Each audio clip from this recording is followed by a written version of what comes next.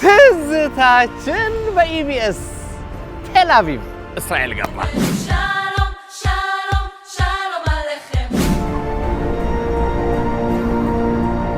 መልአኩ ቅዱስ ገብርኤል እመቤታችንን ያበሰረባት ቦታ ነው።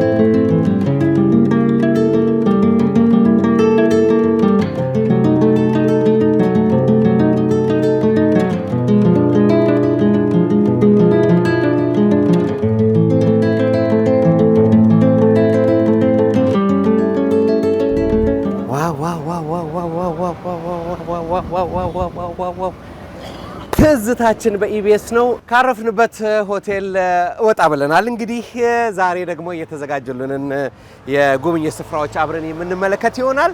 ኢየሩሳሌም ከተማ እንግዲህ ከቴል አቪቭ ባለፈው ሳምንት ካሳየናችሁ ከቴል አቪቭ ፕሮግራም ሁለተኛው የሚቀጥለው ፕሮግራም ነው ማለት ነው። ኢየሩሳሌም እጅግ የምትናፈቀው ከተማ ምን እናይ ይሆን? ምን እንጎበኝ ይሆን? እኛ ጎብኝተን ለእናንተስ ምን እናሳይ ይሆን? እንናፍቃለን። ትዝታችን በኢቢኤስ ነው። አብራችሁ ቆዩ።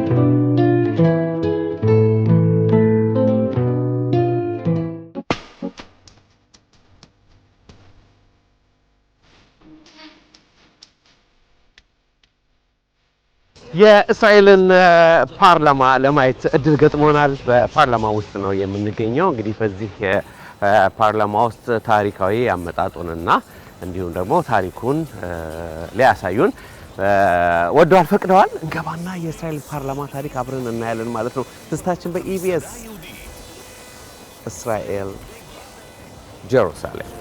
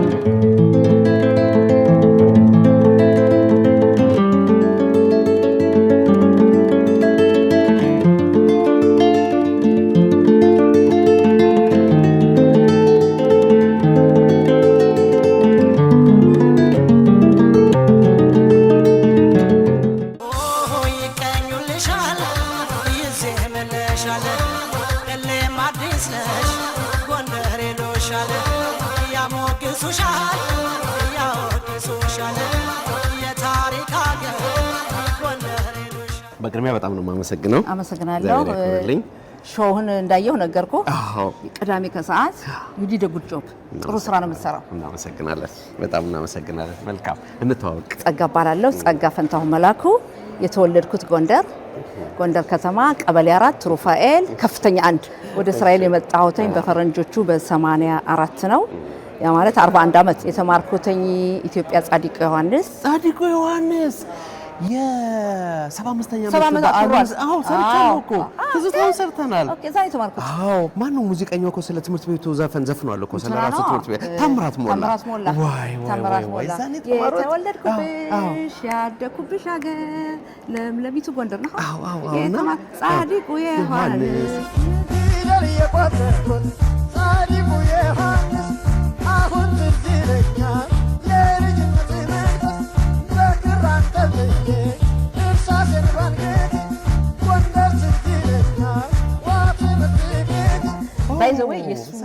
የሱ ቤት ለኔ ቤት ቅርብ ነው። ፕሮፌሰር ማን ነው የአባ ገሪማ ልጅ ኃይሌ ገሪማ የነሱ ቤትና የኔ ቤት ቅርብ ነው። የኃይሌ ገሪማን እህትም አግኝተናቸዋል። ትክክል ነው፣ ቅርብ ነው በጣም። የኔ ቤት በጣም ቅርብ ነው። እናትየዋ አንደ ጻድቋን አስተምሮኛል። ትየ ሶፊያ ኃይሌ ፕሮፌሰሩ አላውቃቸውም። እኔ ማውቀው እናትየዋ ነው። እህትየዋ አብራኝ ተምራለች።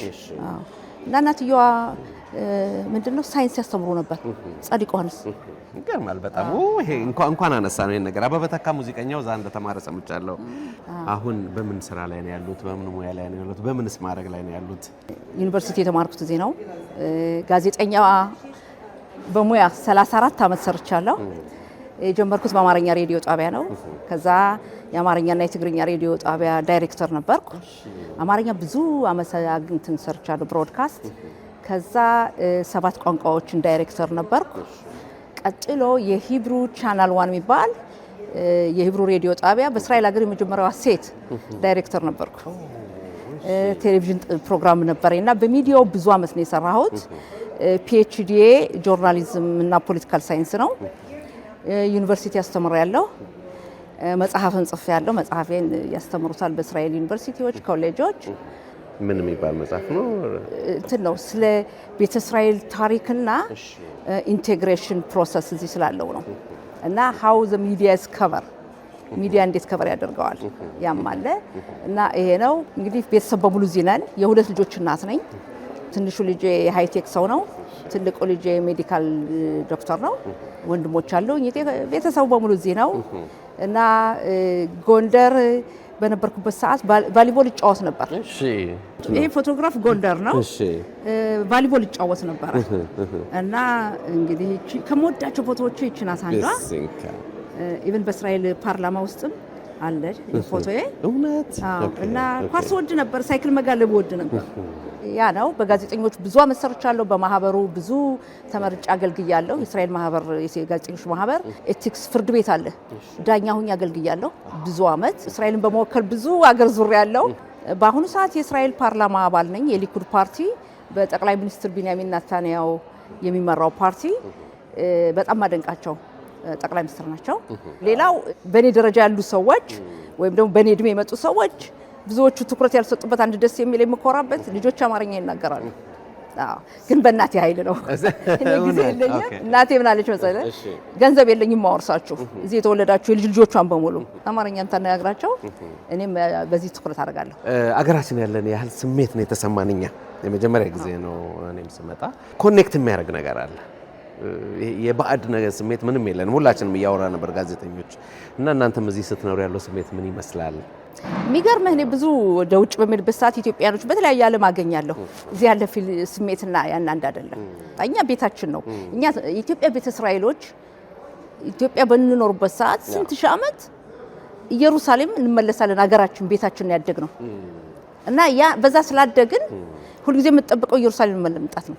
ያን ያደግነው ወላጆች ለምሳሌ ከጎንደር ወጣ ብላ ውዛባ የምትባል ገጠር እዛ ነው የቤተ እስራኤሎች ትምህርት ቤት የተማሩትና ሂብሩ ሁሉ ተምረው ነው የመጡት ወላጆች። እኔ ነኝ ጎንደር የተወለድኩት እና ይሄ በሙሉ አዘጋጅቶናል እና ባህሉ አገሩም እኛ አንደኛኛ ጠንካራ ነው ሁለተኛ የእስራኤል ህዝብ አቀባበሉ በመጣንበት ሰዓት ለምሳሌ እኔ ያመጣሁት ከወላጆቼ 8 ዓመት ቀድሜ ነው ግን ያም ሆኖ 8 ዓመት ስትቆይ ቀላል አይደለም ያለ ወላጅ ያኔ በደርግ ጊዜ ነበር ስልክ መደወል አትችልም ደብዳቤ መጻፍ አትችልም አደጋ ነበር ያም ሆኖ ግን እዚህ መጠናከር አለብህ ኢትዮጵያ ተወልደ ስታድግም ኮንትሪቢዩት አለው ወኔ ያለህ ማይነካናል ምናምን ነገር አለ አይደል ያማለህና ያም ይሆናል ብዬ ገምታለሁ እንግዲህ ያኔ እኔ አመለካከቴ ነው ምን ያህል ኢትዮጵያዊ ያለ አሁን በቁጥር ይታወቃል ቤተ እስራኤል አይደለም ስሙ ወደ 175 ሺህ ነን 175 ሺህ ከዛ ውስጥ በእስራኤል ፖፑሌሽን 1.8% ባላው ከዛ ውስጥ ግን የሚገርመው ወደ 83 ሺህ እዚህ ተወለዱ ናቸው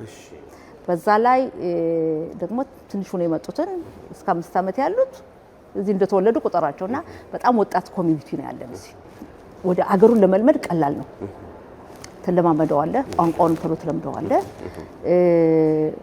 በማንኛውም በኩል መሳተፍ ፍላጎቱ ከፍተኛ ነው ያ ሲባል ቀላል ነው ብለል አልችልም አሉ ክብደት አለ በእስራኤል ሀገር ዘረኝነት ምን ፖሊሲ የለም ዘረኝነት የለም ግን ዘረኛ ሰው ያጋጥማል መድሎት አያለህ ግንኛ ጠንካሮች ነን ዝም ብለን አናይም ስንት መስዋዕትነት ተከፍሏል እዚህ ለመድረስ የሱዳኑ ጉዞ በጣም ብዙ ህዝብ ነው ያለቀው እና ከዚህ ደርሰን ማንንም ይነካል ወን ያለው እና ትታገላለህ ለምሳሌ አንድ ልጅ ትምህርት ቤት ካልተቀበሉታኝ በሌላ ሀገር ያለ ሰው አትሰማውም እኛ ግልብጥ ብለን ነው የምንወጣው ዋው ያ የሆነ ለምንድን ነው ያን ምን ሆነ አለበት ባለስልጣኑ መልቀቅ አለበት ያንን ነገር ለምን አልተቆጣጠረም ትጠይቃለህ ሌላው እድሉ አለ እዚህ ሀገር መማር ከፈለክ ማደግ ከፈለክ እድሉ አለ እንደውም አንዳንድ ይምላል ነው እድሉን አልተጠቀምንበትም ብዙ እንላለሁ አዎ ሌላው አርሚ ሰርቪስ ውትድርና አለ ትልቁ የሚያያይዝህ ውትድርና 18 ዓመት ሲሆን ወንዱም ሴቱም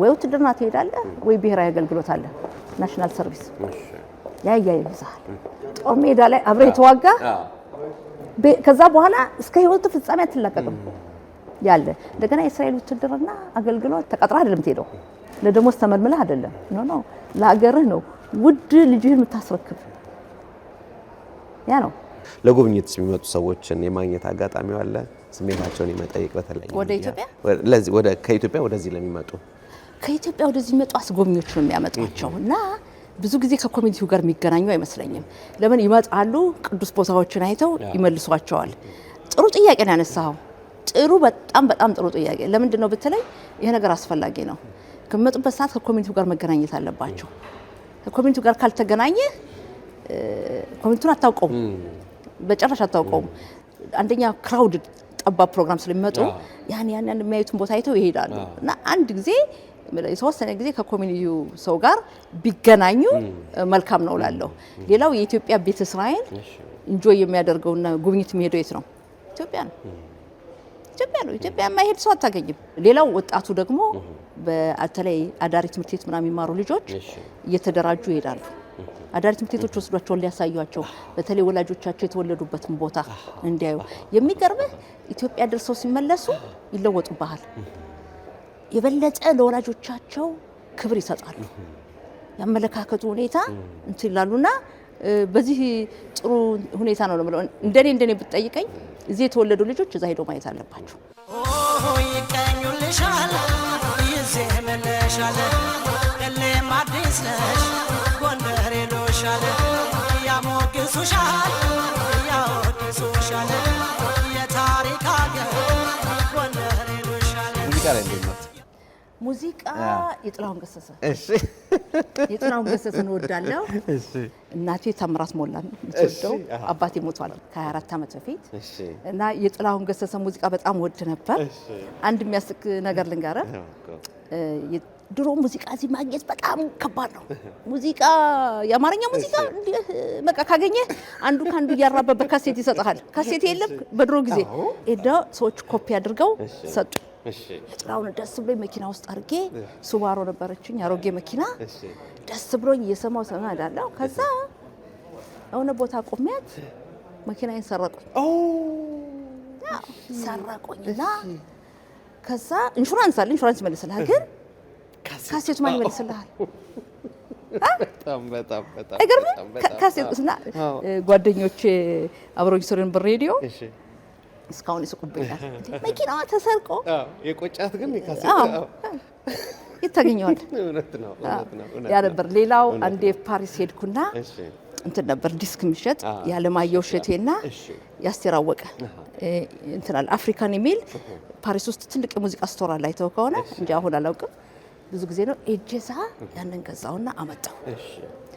ሸክላውን አሁን ያንስ ወስድ ጠፋኝ። በቃ ያኔ ሙዚቃ የነበረ ልነግራችሁ አታገኝም፣ የለም እንዳሆኑና እስከ ብዙ ጊዜ ድረስ እነዛ የወሰዱብኝ ሰዎች ጋር ጣላ ነበር። እዚህ ያለው ባህላዊ ምግብ ቤተ እስራኤል በአብዛኛው የሚጠቀሙበት እኛ እንጀራ ነው። ምን አለ ያው ኢትዮጵያ እኮ ነው እንጀራ ወጥ ጠፋለ። አዎ ባይዘው አንድ ነገር ላነሳ የምፈልገው ልንገርህ። ጋዜጠኛ በነበርኩበት ሰዓት የኢትዮጵያ ጠቅላይ ሚኒስትር መለስ ብዙ ጊዜ ኢንተርቪው አድርጌያለሁ እና እዚህ ሲመጡና አንድ ጥሩ ነገር ማስታወስ የነበር መሰለ የኛ ቤተ እስራኤልን አንድ አመትም ሆነ ከዛ በላይ አዲስ አበባ ዩኒቨርሲቲ መጥተው አቴንድ እንዲያደርጉ የሚል ፕሮግራም ነበራቸው። ትዝ ይለኛል እና ሀሳቡ ተጀምሮ በመነጋገር ላይ እንዳለን ቀረ ያ እና ይሄ ነገር ቢሆን ደስ ይለኛል። በእርሶ በዚህ በከፍተኛ ደረጃ በፓርላማ ውስጥ ያገለገሉ ነው። በተለየ ዲሲፕሊን በተለየ ሙያ ውስጥም ደግሞ ያገለገሉ ያሉ በርካታ ቤተ እስራኤላውያን እንዳሉ ነግረውናልና የእርሶን ስሜት ልስማ። በዚህ ደረጃ መሆኑ በምን መልኩ ይገልጾታል? በመጀመሪያ ደረጃ ምልህ እስራኤል አምላክን አመሰግናለሁ። እዚህ ደረጃ መድረስ አንዳንዴ ከጠቅላይ ሚኒስትር ጋር ቁጭ እንላለን። ብዙውን ጊዜ ምልህ ሰው ለራሱ ጉዳይ ስለሚቀርበው የኮሚኒቲን ጉዳይ ነው ብዙ ማነሳው እና ይሄንን እናነሳለን፣ ውሳኔም እንቀበላለን እና ይሄን ኃላፊነት በምን አይነት መልክ ነው ለወገኔ መስራት ያለብኝ ነው። ምን ነገር ማድረግ አለብኝ፣ ምን ነገር ማምጣት አለብኝ እና ይሄንን በማድረጌ በጣም ደስተኛ ነኝ። ለምሳሌ ብዙ ባለም አቀፍ መድረክ ስራዬን ወክዬ ድሮ መሄድ ነበር። አሁን በፓርላማ አባልነት እሄዳለሁ። በተለያዩ ኮሚቴዎች የትምህርት ኮሚቴ አባል ነኝ እዚህ በእስራኤል፣ የኢንቴግሬሽን ኮሚቴ አባል ነኝ፣ የሌበር ኮሚቴ አባል ነኝ እና ይሄ የሄልዝም እነዚህ ኮሚቴዎች ሪስፖንሲቢሊቲ አለ። ሌላው በሀገራችን በብሔራዊ ጥቅሟ በኩል ምን ማድረግ አለብኝ አገሬ እስራኤልን ለመጠበቅ ሰላሟን ለመጠበቅ እኔ ምንድነው ማድረገው? ነገ ጠዋት ልጆቼ ይሄው አርሚ ያሉ የሚቀጥለው የልጅ ልጆች እዛ እንዳይደርሱ ምን ማድረግ አለብኝ? ያው የልጅ ልጆች በሰላም ከጎረቤቶቹ ጋር እንዲኖሩ ምን ማድረግ አለብን የሚለውን ይሄ ኃላፊነት አለና አዝ እንደ እስራኤል ዲሲሽን ሜከር ፖሊሲ ሜከር ይሄም አለብን። ይሄ የምታየው እኔ ክነሴት ፓርላማ በገባሁበት ቀን ነው። የጸጋ መላኩ በዕብራይስጥ ስሜ ነው። ስገባ ቃለ መሐላ በኋላ ሁሉም መጣው ሲስሙኝ ሲያቅፉኝ ነው የምታየው። ጥበብ ለብሼ ነው የገባሁት። መለያ መሆን አለበት። ለኢትዮጵያም ክብር ነው። አዎ ተመልከት፣ በእስራኤል ፓርላማ ጥበብ መልበስ፣ በአማርኛ ቋንቋ ንግግር ማድረግ በእስራኤል ሕግ በአረብኛና በሂብሩ ነው የሚፈቀደው በፓርላማ። እኔ ግን ፈቀዱም አልፈቀዱም ምን ቸገረኝ፣ በጀመርኩት ገባሁ። ግን ሁሉ በጣም ነው ያደነቁት፣ በጣም ነው ያደነቁት እና ይሄን ይመስላል። ዋው በጣም ልዩ ነው፣ በጣም ልዩ ነው፣ በጣም ልዩ ነው፣ በጣም ነው የሚያምረው። አመሰግናለሁ። ይቀኙልሻል ይዘመለሻል እለም አዲስ ነሽ ጎንደር ሄዶሻል ያሞግሱሻል ያወድሱሻል የታሪክ አገር ጎንደር ሄዶሻል።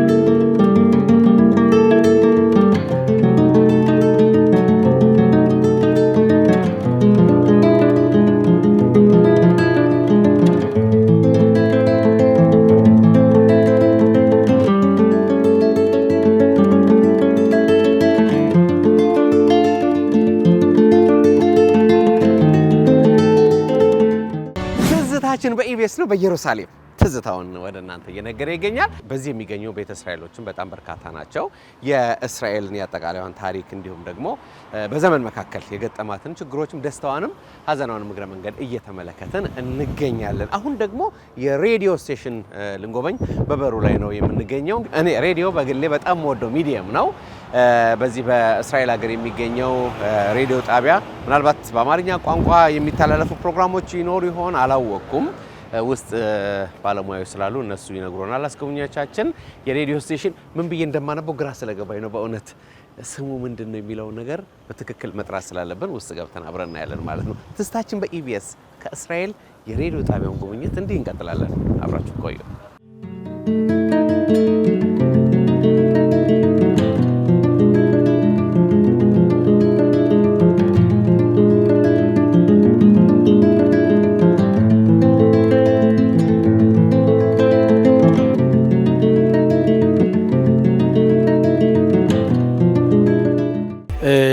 እሱ እንግዲህ ያው ጠቅላላ የሬዲዮን ጣቢያ ኃላፊያችን ነው። እሷ ደግሞ የኛ በተለይ አዲስ ገቢዎች ሬካ የሚባል ነው እሷ ኃላፊነችና ሁለቱም የሚያደርጉት ነገር ምንድነው? በዚህ ስራ እያንዳንዱ አዲስ ገቢ እያንዳንዱ እስራኤል ሀገር ለመኖር የመጣ በሙሉ በራሱ ቋንቋ ያለውን ተጨባጭና ስለ ሀገሪቱ ሁኔታ እንዲገባው ይደረጋል። ይሄም ትልቅ ትኩረት ተሰጥቶ የሚሰራበት ነው። אז קודם כל זה באמת להכיר פה ברמת המתן שירות ציבורי לאזרח. קודם כל שהאזרח ידע למי הוא פונה כשהוא צריך משהו. זה היבט אחד של השידור הציבורי. ትልቁ ነገር ደግሞ እዚህ ላይ ህዝብ ነው። ለህዝብ አገልጋይ እስከሆነ ድረስ ህዝቡ የሚፈልገውን ነገር ከየትኛው ቦታ በየትኛው በሚፈልገው ቋንቋ ጠይቆ መልስ ሊቀበል የሚችልበትም ትልቅ እድል ያለን ሁኔታ ነው። וזאת מדינה שלמרות שהיא מאוד מאוד מודרנית, היא מאוד מאוד בירוקרטית ומסורבלת, ולכן מישהו חדש שמגיע לכאן ולא יודע מי נגד מי, מהר מאוד לא ימצא את הרגליים והידיים.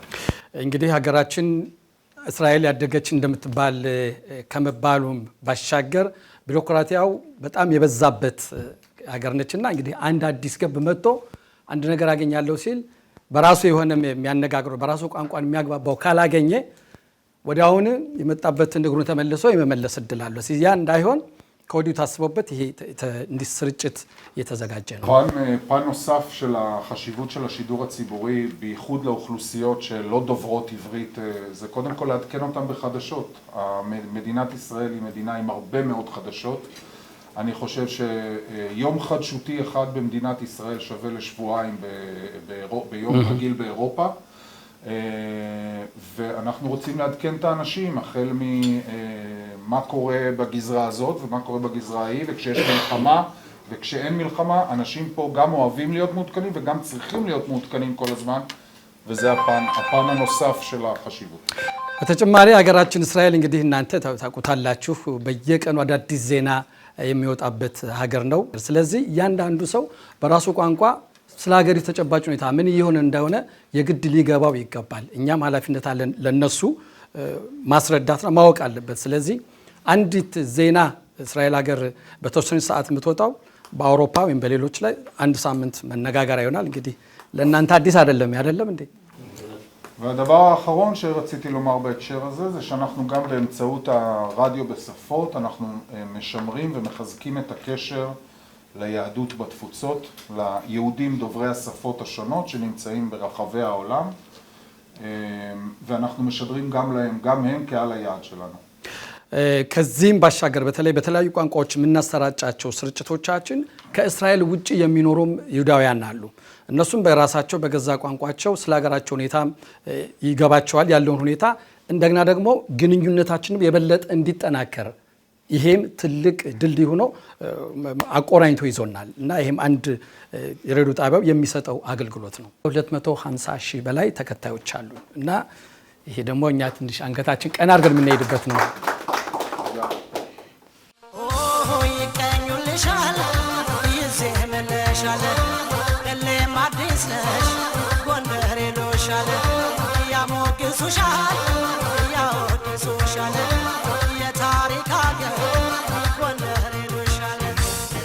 ההצלחה של הקליטה של האינטגרציה זה שימור של הזהות מהמדינה שהעולים באו והתרבות של המדינה שאליה הם מגיעים. ሬዲዮ ጣቢያ በአጠቃላይ የተቋቋመው ለአዲስ ገቢዎች ተብለው ነው። አዲስ ገቢዎች ከነበሩበት ሀገር ለቀው ወደዚህ በሚመጡበት ሰዓት ባህላቸውን፣ ቋንቋቸውን፣ ስነ ምግባራቸውን እንዳይረሱም ጥረት የሚደረግበትና ያንም የሚያጠናክሩበት የትልቅ እድል ነው።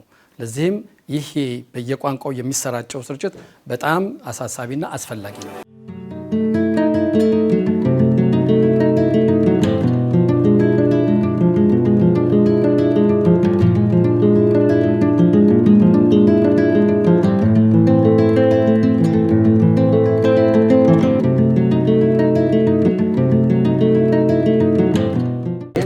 ሰማለን በቅድሚያ የልቤን ዜማ ዋው ልዩ ነው ሲንካ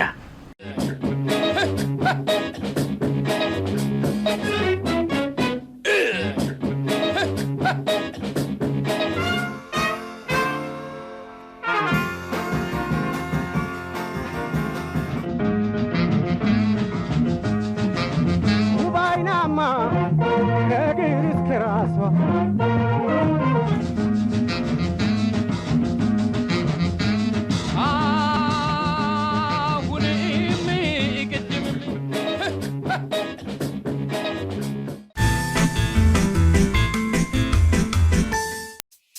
ውድ የኢቢኤስ ቴሌቪዥን ተመልካቾች ይህ በስክሪኑ ላይ የምትመለከቱት ትክክለኛው የፌስቡክ አካውንታችን ነው። እንደተለመደው በፕሮግራሞቻችን ላይ ያላችሁን ገንቢ አስተያየት እየጻፋችሁልን ላይክ እና ሼር ማድረጋችሁን ለማስታወስ እንወዳለን። ኢቢኤስ ቴሌቪዥን የርሶ ቀዳሚ ምርጫ